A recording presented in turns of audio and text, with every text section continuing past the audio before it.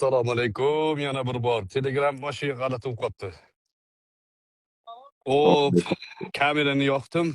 Eee, Stadionda edik bugun mana. Bizni mashg'ulotimiz komandamiz bilan eee, jiddiy o'yinga tayyorgarlik qilyapmiz. Yo'lda gaplashib beraman dedim. Telegram ishlamay qoldi nimaga.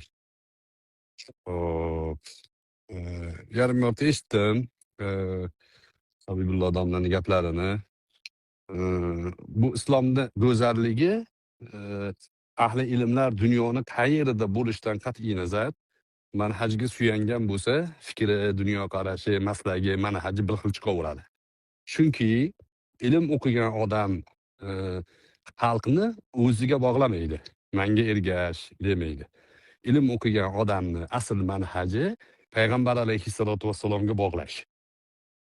Payg'ambar alayhissalotu vassalomga xalqni bog'laydi. Rasulullohga bog'langan xalq zotan Allohga bog'langan bo'ladi. Kim mana shu silsilada uzilib qolsa, masalan, o'rtadagi san'atdan yo mazhabni olib tashlasa, yoki hadislarni olib tashlasa, yoki hadislar va mazhab o'rtaga qo'ygan usulni olib tashlasa, zotan Allohga bog'lana olmay qoladi. To'g'ridan to'g'ri hech kim vahiy qabul qila olmaydi. O'sha sababdan Allohga bog'lana olmaydi. Mana hozir biz shu Habibulloh domla bilan hayotda ko'rishmaganmiz. Misol uchun o'tirib olib maslahatlashmaganmiz. Biz bir talabamiz. Ilm yo'lida yurgan, hali yarim yo'lga yetib bormagan talabamiz.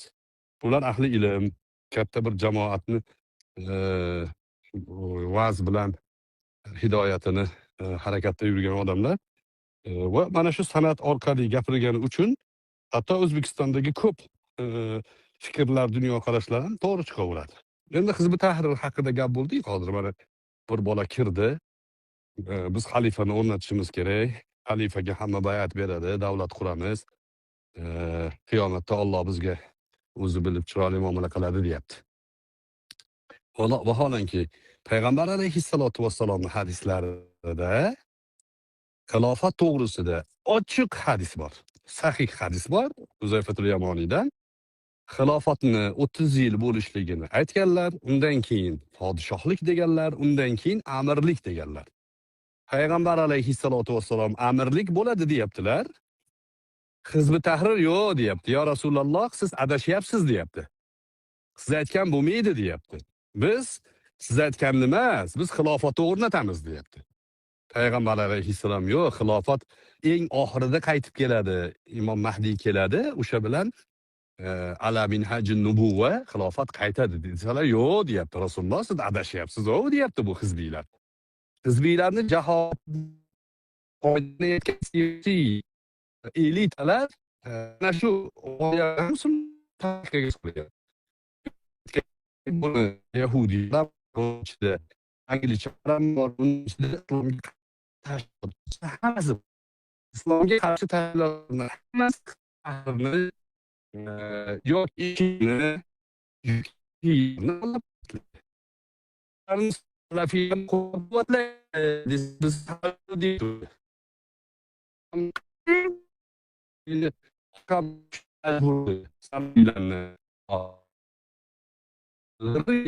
yo'q.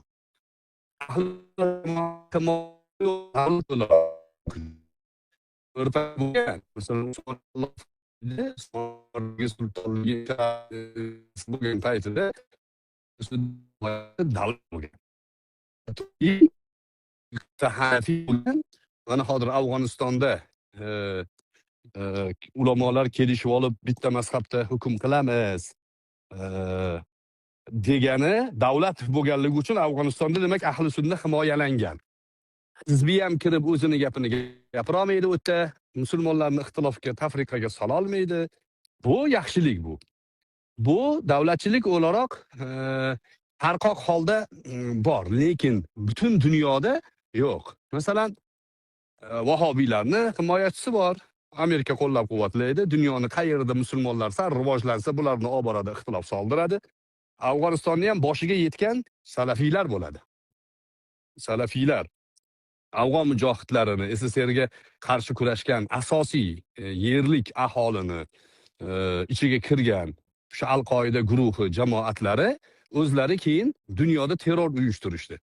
Bu terrorlarni, tinch aholini portlatishlikni jihod deb nomlashdi. Va buni Afg'ondagi mujohidlarga ham go'yoki sherik qilib ko'rsatishdi. Natijada Afg'onistonda boshiga ancha balolar keldi. Bizdagi ma'lumotlar bor, Uyg'urdagi bo'lgan og'ir e, repressiyalarni ham boshida salafiylar turadi. Uyg'urlarni borib qo'zg'ab, mahallalarda mitinglar qildirib, Xitoy bilan o'rtalarida adovatni qattiqlashtirib, hozirgi vaziyatga tushirgan. Men endi bu yerda Uyg'ur birodarlarimizga Allohdan najot tilaymanda, lekin musulmonlarga bularni qattiq zarar tekkan. Hizb Tahrir bizni o'zimizni jamiyatda mustaqil bo'lganimizdan keyin paydo bo'lib, bular islom uchun bir chiziq yordam berdimi? Yarimta kitob yozdimi? Birorta masjidga g'isht qo'ydimi? Birorta madrasaga asos soldimi? Yo'q. Bir kunda 3000 ta yosh yigitlarni qamalishligini asoschilari hizbiylar. Iordaniyadan kelgan Mahmud degani kelib nechta qamaldi degan. 3000 ta desa alhamdulillah degan. Hizbiylarni ko'proq qamalish kerak. Nimaga? Qamalsak bu O'zbekistonda diniy erkinlik bo'g'ilyapti degan gap Yevropaga chiqadi. Yevropada biz miting qilamiz. Bularni ovozini biz eshittiramiz. Keyin O'zbekistonga bosim bo'ladi. Butun dunyo biz haqimizda eshitadi. G'oyani qarang. Na Allohning kalimasini oliy qilish g'oyasi yo'q. Va na bir musulmonlarni, yoshlarni tarbiyalaydigan g'oya yo'q. Faqat o'sha islomga muxolif bo'lgan jamoatlarni siyosiy qarashlariga malaylik qilish. Buni ozgina siyosiy ongi bor odam ham biladi o'zi. Ozgina siyosiy ongi bo'lsa bo'ldi. Endi ongsiz, savodsiz, siyosiy ongdan tashqari islomiy tushuncha 0, -0 bo'lsa, Hizb Tahrir bo'ladi. Unga farqi yo'q. O'zini maxfiy shahvatini qondirish uchun hech kim gapirmagan gapni gapiryapmiz-ku biz. Olamshumul gapi gapiryapmiz deb musulmonlarga zarar berib yuraveradi. Hazrat Umar radhiyallohu anhu Subayg ibn Isilni kaltaklaganlarida xuddi shu hizbiylarga o'xshab musulmonlarning ichida hech kim aytmagan gapni gapirib yurgani uchun kaltaklaganlar. O'shaning uchun uni jazolaganlar. Nimaga? Bu gapni ilmiy tomoni bor, javobini men beraman senga.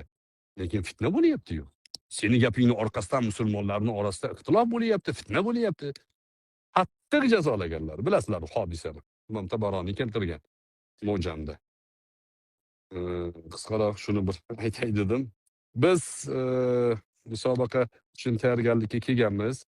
Balki suhbatinglarni eshitib turaman. Domlamizdan foydalanib, savol-javoblar qilib olinsa yaxshi bo'ladi.